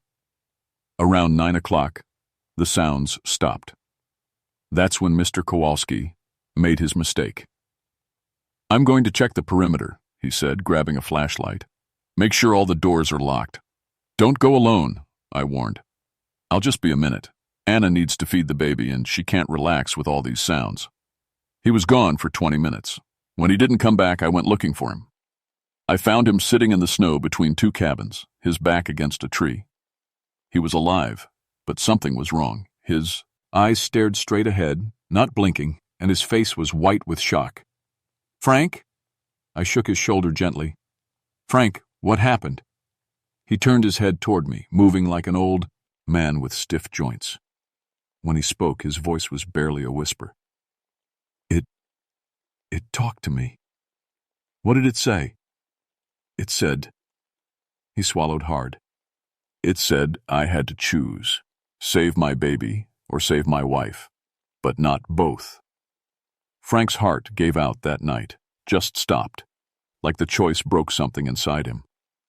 Mrs. Kowalski found him in the morning, still sitting against that tree. But when we went to check on her and the baby, we found something impossible. The baby was gone from his crib, but in his place was a note, written in shaky handwriting. "Father failed. Child returns to real family." 2 hours later, we found the baby on the lodge porch, wrapped in warm blankets and completely unharmed. He was even clean and fed, like someone had been taking good care of him. Mrs. Kowalski grabbed her child and wouldn't let go, but she wouldn't stop crying either. "It could have killed him," she kept saying. "It could have killed him, but it didn't. Why didn't it?" I was starting to understand. This wasn't random killing. This was something else. Something that cared about families, about parents and children, but cared in a way that was all wrong. That evening, as we were moving Frank's body into one of the empty cabins, Mrs. Washington spotted something moving in the tree line. It was Marcus. He stood just at the edge of the forest, barely visible in the shadows between the pines. He looked unharmed, still wearing the same clothes from when he'd disappeared. But he didn't come closer when his mother called to him. "Marcus!" she shouted. "Marcus, come here!" He raised one hand like he was waving goodbye. Then he turned and walked back into the forest. "Follow him," Mrs. Washington begged. "Please, he's my baby." But I could see what she couldn't. Even from that distance, there was something different about the way Marcus moved. Too smooth, too quiet, like he'd learned to walk through the forest without disturbing a single branch, like something had been teaching him. On the third night, it came for me. I was sitting by the lodge fireplace trying to stay awake while Mrs. Washington and Mrs. Kowalski slept nearby with the baby. Around midnight, I heard a soft knocking at the door. 3 gentle taps. Pause. 3 more taps. "Daddy?" Emma's voice muffled by the wooden door. "Daddy, I'm cold. Please let me in." My heart wanted to run to that door, unlock it, and pull my little girl inside. But my head knew better. Emma never called me Daddy when she was scared. She called me Papa. "Where have you been, Emma?" I called through the door. "Playing with the other children? We're having so much fun, Daddy. But now I want to come home." Still the wrong word. I stayed where I was. The knocking stopped. A few minutes later, I heard it at one of the windows, then another window, then the back door. Whatever was out there was testing every entrance, using my daughter's voice to try to get me to open up. Finally, the sound stopped. That's when the real voice spoke, deep and rough like rocks grinding together. "Ranger." I looked around the room. Mrs. Washington and Mrs. Kowalski were still asleep, the baby quiet in his mother's arms. The voice hadn't woken them. "Come outside, Ranger. We need to talk." "About what?" I whispered. "About your daughter. About what kind of father you are." I checked my pistol, a .38 revolver, standard Ranger issue. 6 shots. Against whatever was out there, it probably wouldn't be enough, but it made me feel better. I slipped outside through the back door of the lodge. It was waiting for me in the center of the clearing, 12 feet tall, covered in dark fur that looked silver in the moonlight. Its arms hung down past its knees, ending in hands with fingers like tree branches. But it was the eyes that made my breath sue. Intelligent amber eyes that looked at me like it knew everything about me. "You are Luther Grimjaw," it said. The voice came from its throat, but the mouth barely moved. 8 years. A ranger. Former priest. Father of 1 child. Where is Emma? Safe. Learning, as all the children learn. Learning what? It tilted its massive head, studying me. To survive. To be strong. To have a real father. I am her real father. Are you? It took a step closer. Even with 20 feet between us, I could smell it, like old pine needles and animal musk. Would a real father bring his child to a place of danger? I didn't know. Would a real father choose duty over family? Another step. You chose to follow the other man instead of protecting your daughter. It was right, and the truth hit me like a punch to the stomach. I'd followed Bill Patterson into the woods, leaving Emma with the other families. If I'd stayed, maybe I could have protected her. The other fathers have all been tested, the creature said. Patterson chose pride over caution. Dead. Kowalski chose fear over sacrifice. Failed. Washington. It paused. Washington chose to die for his son. Acceptable. Then Marcus is alive? Marcus is my son now. He understands what it means to have a father who will do anything for his children. The pieces were falling together in my head. This thing had been watching families, testing fathers, judging them by some ancient standard. Those who failed lost their children forever. Those who passed some kind of test. What happened to them? What do you want from me? The same test, Ranger. Prove you are worthy to be called father. It gestured toward the forest with one massive hand. Your daughter is in the old caves, 3 miles up the mountain. The Patterson children are with her. Yes, they still live. Go to them. Just like that? No. Its eyes gleamed. Not just like that. You see, there are others hunting tonight. Mrs. Washington searches for her Marcus. Mrs. Kowalski wants revenge for her husband's death. They will reach the caves before you. So, my blood went cold. You're using them as bait. I am teaching lessons about sacrifice, about the strength that real fathers must have. It leaned down, bringing its face closer to mine. Choose, Luther Grimjaw. Save your daughter, or save the other mothers. You cannot do both. There has to be another way. There is no other way. The roar echoed off the mountains, so loud it shook snow from the pine branches. This is the test. This is what it means to be father. Choose who lives and who dies. I raised my pistol, knowing it was useless. I won't play your game. Then they all die. It straightened up, towering over me again. You have until sunrise. The children are waiting. It turned and walked into the forest, disappearing between the trees like it had never been there at all. I ran back to the lodge to warn the women, but it was too late. Mrs. Washington and Mrs. Kowalski were both gone. The baby left sleeping by the fireplace with a note. Gone to bring our children home. They had maybe an hour's head start, and I knew these mountains better than they did. But in the dark, through deep snow, toward caves I'd never seen, I had to choose, just like it wanted, save Emma or save two women who were walking into a trap. I chose the women. I tracked them by following their flashlight beams, two small dots of light moving slowly up the mountain. They'd stayed together, which was smart, but they were going the wrong direction. Following what they thought were footprints in the snow, but I could tell from the stride that something had made those tracks on purpose, leading them away from the real path, leading them into danger. I caught up to them just as they reached the cave entrance. Not the right caves. These were smaller, shallow, the kind that dead-ended after 50 feet.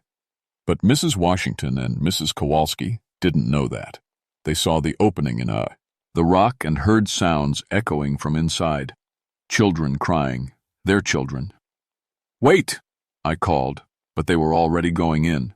The sound stopped as soon as they stepped inside the cave. I heard Mrs. Washington calling Marcus's name, heard Mrs. Kowalski shouting for Emma and the twins. Their voices echoed strangely, like the cave was much bigger than it should be. Then the screaming started. I ran into the cave with my flashlight, following the screams deeper into the mountain. The tunnel twisted and turned, going much further than any cave I'd seen in these parts. The walls were covered in old paintings, stick figures of families, children, hunters with spears. I found Mrs. Washington first. She was sitting against the cave wall, staring at something in the shadows. When I got closer, I saw what it was. Marcus. But not the Marcus I remembered. This version was taller, thinner, with eyes that reflected light like an animal's. He wore clothes made from animal skins, and his fingernails had grown into claws. "Hello, Mrs. Grimjaw," he said, and his voice was different too, deeper, older. "My father is waiting for you." Mrs. Washington wasn't moving. I checked for a pulse and found one, but weak. She was alive, but in shock, like Frank Kowalski had been. "Where is Mrs. Kowalski?" "With the children. They're all together now. One big family." Marcus led me deeper into the cave, to a chamber lit by some kind of phosphorescent moss on the walls. And there they were, Emma, the Patterson twins, baby Kowalski, and Mrs. Kowalski herself, all sitting in a circle around a small fire. But like Marcus, they were all wrong. Their eyes reflected the firelight. Their movements were too smooth, too quiet. They looked at me with expressions I'd never seen before, wild and calm at the same time. "Papa?" Emma jumped up and ran to me, but she stopped just out of reach, like she wanted to hug me but had been taught not to. "Are you hurt, sweetheart?" "No, Papa. The Father takes good care of us. He teaches us to be strong." The creatures stepped out of the shadows behind the fire. In the cave light, it looked even bigger, more terrible. But Emma and the other children weren't afraid. They gathered around it like it really was their father. "You chose to save the mothers," it said, "even knowing it might cost your daughter's life. They were in danger because of your game. All life is danger. All fathers must choose who to protect." It gestured to the children around it. These little ones understand now. Their old fathers were weak. I am strong. I looked at Emma, at the way she stood close to the creature without fear. "What did you do to them?" "I saved them. From weak fathers, from a world that would hurt them. Here they are safe. Here they are loved by a father who will never abandon them." That's when I understood. This thing wasn't evil. It was insane with grief. It had lost its own children somehow, probably to human settlers years ago. Now it was trying to replace them by stealing ours. "You can't keep them forever," I said. "Can't I?" It gestured to Marcus, who moved to stand beside it. "This one has been with me for 3 years. His parents thought he died in a camping accident. He is my son now, and he is happy." 3 years. Marcus Washington had been missing for 3 years, not 3 days. His parents had been living a lie, thinking their son was dead when he was really here, being turned into something that wasn't quite human anymore. "What do you want from me?" "Join us," the creature said. Become my lieutenant father. Help me teach the children. Help me find more families who need strong guidance. I looked at Emma again. She was watching me with those strange new eyes, waiting to see what I would choose. And if I say no, then you leave, alone. The children stay with the father who will never fail them. I could take Emma and run. My pistol was still in my hand. Maybe I could get off a few shots, grab her, and make it out of the cave. But looking at her face, I wasn't sure she would come with me anymore. And the other children, could I really leave them here? There's a third choice, I said. No, choose. Yes, there is. I holstered my pistol and stepped closer to the fire. A real father doesn't steal children. A real father doesn't turn them into something they're not. A real father protects them, even if it costs him everything. The creature's eyes narrowed. What are you saying? I'm saying you're not their father. You're just another thing they need protection from. I pulled out my ranger lighter and tossed it into the pile of dry moss along the cave wall. The moss caught fire immediately, spreading fast across the walls and ceiling. The cave will fill with smoke, I said. You can save the children, or you can fight me, but you can't do both. For a moment, the creature just stared at me. Then it threw back its head and roared, a sound that shook rocks from the ceiling. But it didn't attack me. Instead, it grabbed Emma and the other children, lifting them easily in its massive arms. This way, it called to Marcus. Get them out! I followed as they ran deeper into the cave, toward what I hoped was another entrance. The smoke was getting thick now, burning my lungs and making my eyes water. Behind us, I could hear the fire spreading, consuming everything in its path. We came out on the other side of the mountain, into the cold night air. The children were coughing, but safe. Mrs. Kowalski had her baby back in her arms, and the Patterson twins were crying for their mother. The creature set Emma down gently, then turned to face me. Its amber eyes were full of rage, and something that might have been respect. You would burn yourself alive for them, it said. That's what fathers do. It studied me for a long moment. Perhaps you are worthy after all. I'm not asking for your approval. I'm asking you to let them go home. And if I refuse, I was tired, scared, and out of ideas, but I was still their father, and that had to count for something. Then we'll fight, and one of us won't walk away. The creature looked at the children, then back at me. Whatever it saw in my face must have convinced it, because it nodded slowly. Take them, it said. Take them home to their weak world, their soft life. But know this, Ranger, I will be watching. If any father fails his children again, I will come for them. And I'll be waiting.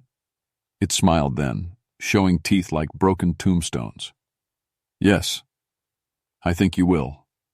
The creature melted back into the forest, taking Marcus with it. I never saw either of them again. The rest is paperwork and explanations that nobody believed. We said it was a bear attack, that Frank Kowalski had a heart attack, that Bill Patterson got lost in the woods and died of exposure. The children were too young to contradict our story, and the adults were too traumatized to want to tell the truth. Emma came home with me, but she was different, quieter. She would wake up at night sometimes, staring out her bedroom window at the forest beyond our house. When I asked her what she was looking for, she would just say, making sure the father isn't coming back. She's grown up now, has children of her own. Good children, with a mother and father who would die for them without hesitation. Sometimes I catch Emma watching her kids play, and I know she's remembering those 3 days in the mountains. She never asks me about what really happened in that cave, but sometimes, when we're having dinner and the conversation gets quiet, she'll look at me and say, "Thank you, Papa." And I know she remembers everything. The creature kept its word. I never saw it again, but I hear stories sometimes. Rangers talk, and word gets around about families who go camping and come back. Different. Children who return from the woods with strange knowledge, parents who won't talk about what they saw. I'm retired now, but I still keep my gear ready. Because being a father doesn't end when your children grow up. It doesn't end when they have children of their own. And somewhere out there, something that lost. Its own family is still watching ours, still judging, still waiting to see if we're worthy of the children we've been given. I pray we are. But if we're not, I'll be ready.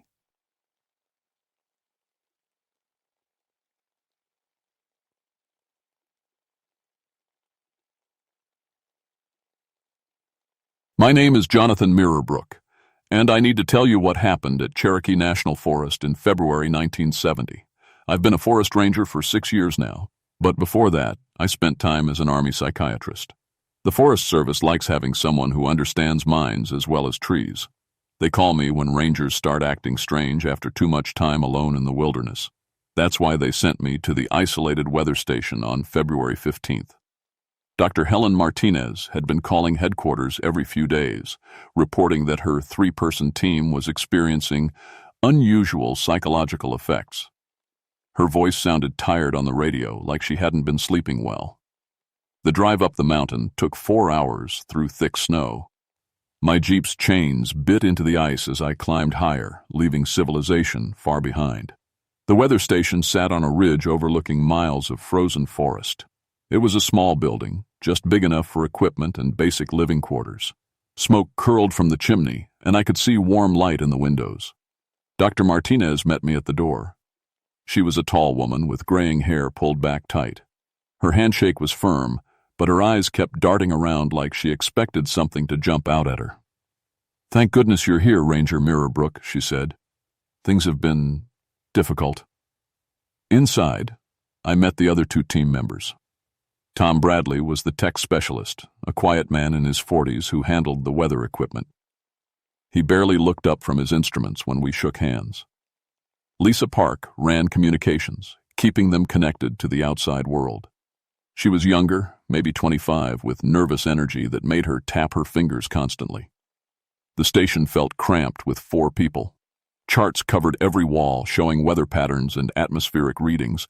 The air smelled of coffee, cigarettes, and something else I couldn't place. Something metallic and cold. "What kind of psychological effects have you been experiencing?" I asked, pulling out my notebook. Dr. Martinez exchanged glances with Tom and Lisa. "It started about 2 weeks ago. We began seeing things, people who shouldn't be there, and sometimes," she paused, wrapping her arms around herself, "sometimes we see ourselves." Tom finally looked up from his equipment. "It's the isolation," he said quickly. "Just cabin fever. Nothing more." But Lisa shook her head. "No, Tom. You know it's more than that. Tell him about the mirrors." "What mirrors?" I asked. Dr. Martinez led me to the back room.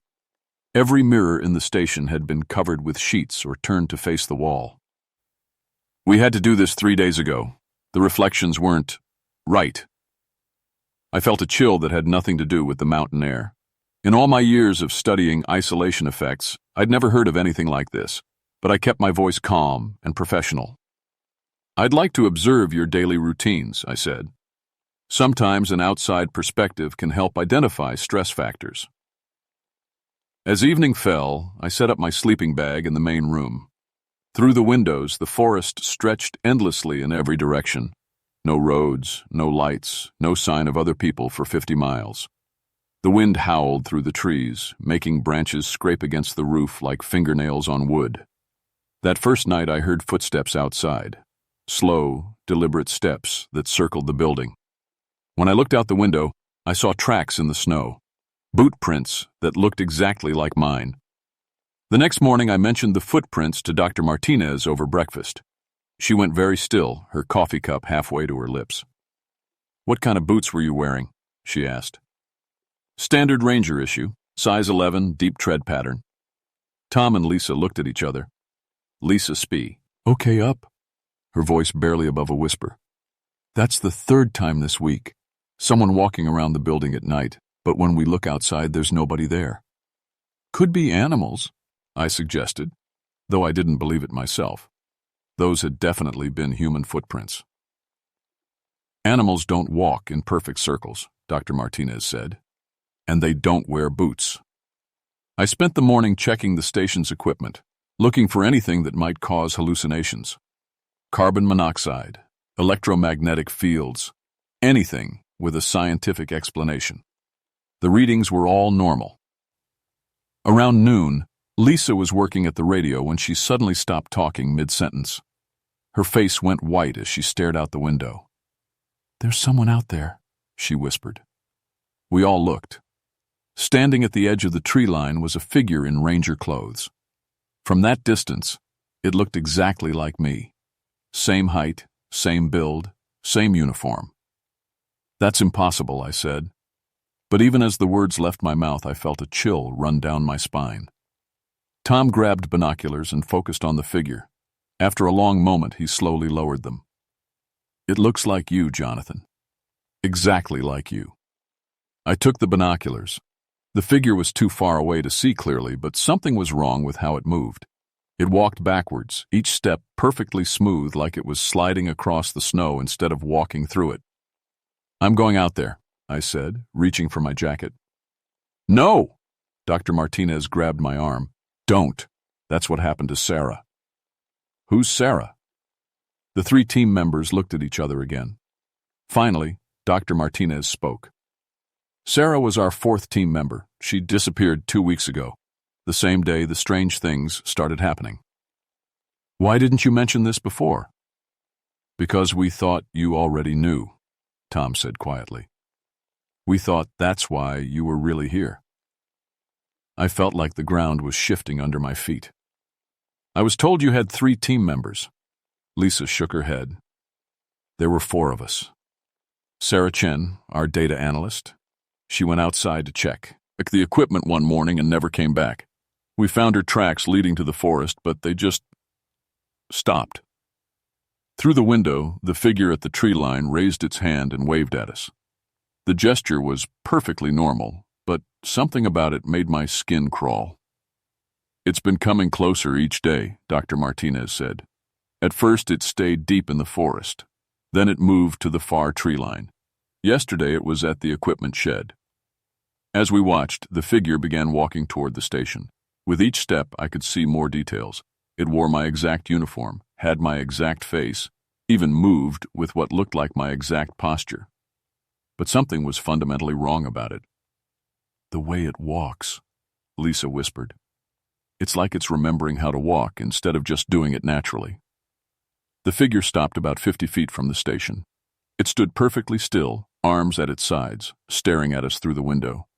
Its face was blank, emotionless, like a mannequin wearing my features. Then it opened its mouth and spoke. Even through the glass and across the distance, we could hear its voice clearly. It sounded exactly like mine, but the words came out backwards. "Ere emok dluos uoi, gnitayu ma'i." Tom translated the backward speech. "I am waiting. You should come here." The figure stood there for another minute, then turned and walked back into the forest. Its movements were too smooth, too perfect, like it was floating instead of walking through the deep snow. That evening, I radioed headquarters to report the missing team member. The response confused me even more. "Ranger Mirrorbrook, our records show only 3 personnel assigned to that station, Dr. Martinez, Bradley, and Park. There's no Sarah Chen on the roster." I checked with the team. They all had clear memories of Sarah. They could describe her perfectly, tell me about conversations they'd had with her, show me her personal belongings still in the station. But according to headquarters, she had never existed. That night I lay awake, listening to the wind. Around midnight, I heard the footsteps again. This time, they didn't circle the building. They walked directly to the front door and stopped. Someone knocked. 3 slow, deliberate knocks. "Jonathan," a voice called softly. It was my own voice, speaking normally this time. "Let me in. I'm cold." None of us slept well that night. The knocking continued until dawn, sometimes at the front door, sometimes at the windows, sometimes on the roof. Always my voice asking to be let in, claiming to be cold or lost or hurt. The next morning, Tom made a disturbing discovery. He'd been checking the weather equipment when he found something that shouldn't have been there. "These readings don't make sense," he said, pointing at the atmospheric data. According to this, the air pressure has been fluctuating in patterns that are physically impossible. It's like reality itself is unstable here. Dr. Martinez looked over his shoulder at the data. How long has this been happening? 2 weeks, since Sarah disappeared. I studied the charts. The patterns were unlike anything I'd seen in my ranger training or my psychiatric work. Could this affect people's perceptions? Make them see things that aren't there? I don't know, Tom admitted. I've never seen atmospheric conditions like this. That afternoon, Lisa made radio contact with headquarters. When she handed me the microphone to make my report, the voice on the other end confused me. Ranger Mirrorbrook, this is dispatch. You're supposed to be at Cherokee Station for psychological evaluation. Why are you calling from headquarters? I looked at Lisa. She was staring at the radio with wide eyes. That's impossible, I said into the microphone. I am at Cherokee Station. Negative, sir. Ranger Mirrorbrook checked in here an hour ago. He's filing his report on the Cherokee team right now. My hands started shaking. Put him on the radio. After a moment of static, I heard my own voice come through the speaker. Hello, Cherokee Station. This is Ranger Jonathan Mirrorbrook at headquarters. I'm afraid there's been some confusion. Dr. Martinez grabbed my arm. Lisa covered her mouth with both hands. The voice on the radio continued. I've completed my evaluation of your team. Dr. Martinez, Mr. Bradley, and Ms. Park are all showing signs of severe psychological stress due to isolation. I'm recommending immediate evacuation. This is impossible, I said into the microphone. I am Jonathan Mirrorbrook. Sir, I don't know who you are, but you're not Ranger Mirrorbrook. Please identify yourself. I clicked off the radio before I could say something I'd regret. The four of us sat in stunned silence. There's something else, Dr. Martinez said quietly. Tom, show him what you found in Sarah's room. Tom led me to a small back room I hadn't noticed before. It was clearly lived in. Personal belongings, unmade bed, half-finished crossword puzzles. But everything was covered in a thin layer of dust, like it had been abandoned for months instead of weeks. On the desk was a journal. I opened it and began reading Sarah's entries. They started normal enough, discussing weather patterns and data collection. But as the entries progressed, they became increasingly disturbed. February 1st. Saw someone in the forest today. Looked like Dr. Martinez, but she was inside with me. The figure waved, but Martinez never waves like that. February 3rd. Tom came to my room last night, but Tom was already asleep in the main room. The one at my door kept asking me to let him in. His voice sounded like Tom, but the words were all backwards. February 5th. I don't think these are the real Dr. Martinez, Tom, and Lisa. They look right, but something's wrong. They move differently. They don't remember things we did together. It's like they're copies, too. Aren't quite perfect. The final entry was dated February 8th, the day she supposedly disappeared. They're not copies. We're the copies. I remember now. I remember dying in the forest 3 months ago. I remember the cold taking me. But I'm still here, still thinking, still feeling like I'm alive. What are we? What is this place doing to us? I closed the journal, my hands trembling. This doesn't make sense. You all remember Sarah clearly. You have her belongings, her research, but headquarters says she never existed. And her journal suggests... I couldn't finish the sentence. Suggests what? Lisa asked. That she thought you were all dead. That evening, as darkness fell, we saw more figures in the forest. Not just one this time, but dozens. They stood between the trees, perfectly still, watching the station. In the fading light, I could make out familiar shapes. Some looked like me, some like Dr. Martinez, Tom, and Lisa. Others looked like people I didn't recognize but somehow knew I should. Sarah, Lisa whispered, pointing to a figure near the left edge of the tree line. That's Sarah. As we watched, all the figures began walking toward the station. They moved in perfect unison, their feet never disturbing the snow. As they got closer, I could see their faces more clearly. They all had the same blank, emotionless expression, like actors who had forgotten they were supposed to be playing human beings. "Lock the doors," I said. "Cover the windows." But even with the shutters closed and the door barricaded, we could hear them outside. Dozens of voices all calling our names. Some spoke forwards, some backwards, some in languages I didn't recognize. They sounded like our voices, but wrong somehow, like recordings played at the wrong speed. Tom was checking his equipment when he made another disturbing discovery. The electromagnetic readings are off the charts. It's like there's some kind of massive energy source directly under the station. "Under us?" Dr. Martinez asked. "About 50 feet down, according to these instruments. Something big and powerful." I thought about the atmospheric anomalies, the impossible reflections, the figures that looked like us but weren't quite right. A terrible possibility was forming in my mind. What if this whole area is some kind of reflection? I said slowly.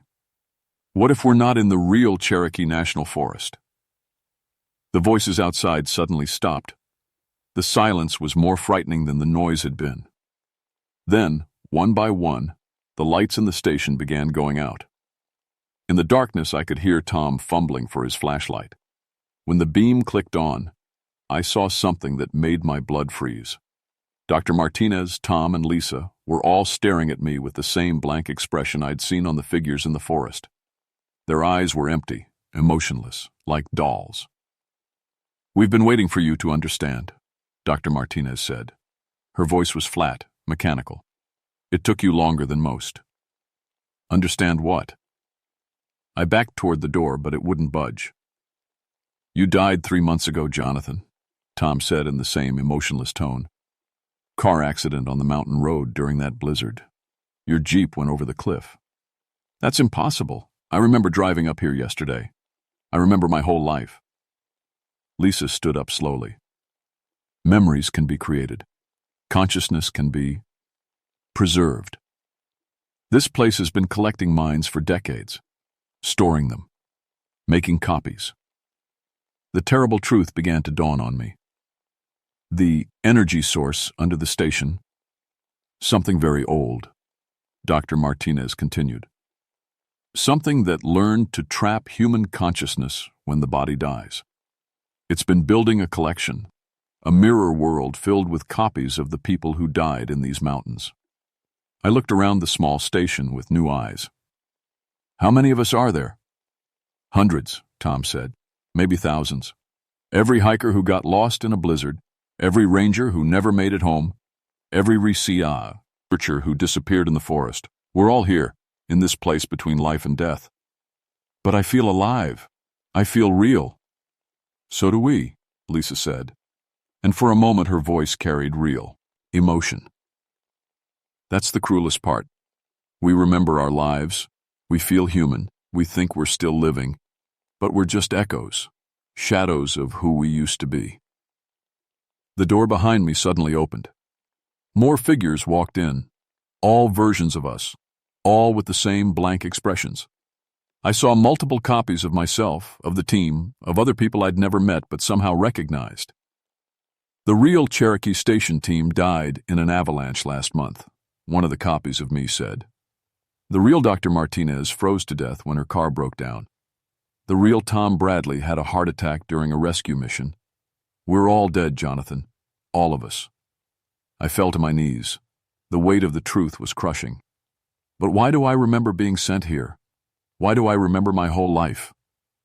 "Because the entity that created this place wants us to be complete," Dr. Martinez explained. "It gives us full memories, full personalities. It wants to understand what makes humans human, so it preserves us exactly as we were." "But the real world," I started to say, "is moving on without us," Tom finished. "Our bodies are buried or lost in the forest. Our families think we're dead, because we are dead." Through the windows, I could see the forest clearly now. It looked wrong, like a photograph that had been slightly blurred. The trees were too perfect, the snow too white, the sky too uniformly gray.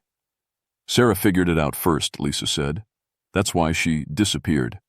She accepted the truth and stopped pretending to be alive. She joined the others, who know what they are. One of my copies stepped forward. You can fight it, but it only makes the pain worse. Accept what you are, Jonathan. Accept that this is your world now.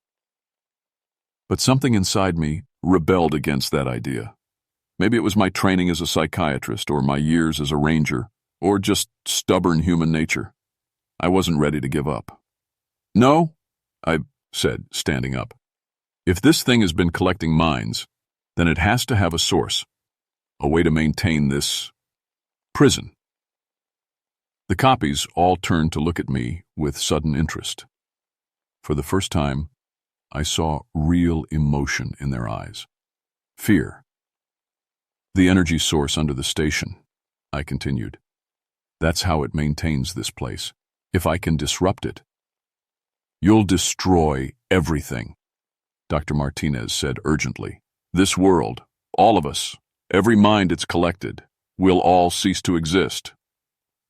We're already dead, I reminded her. Maybe it's time to accept that. I grabbed Tom's equipment and started heading for the door.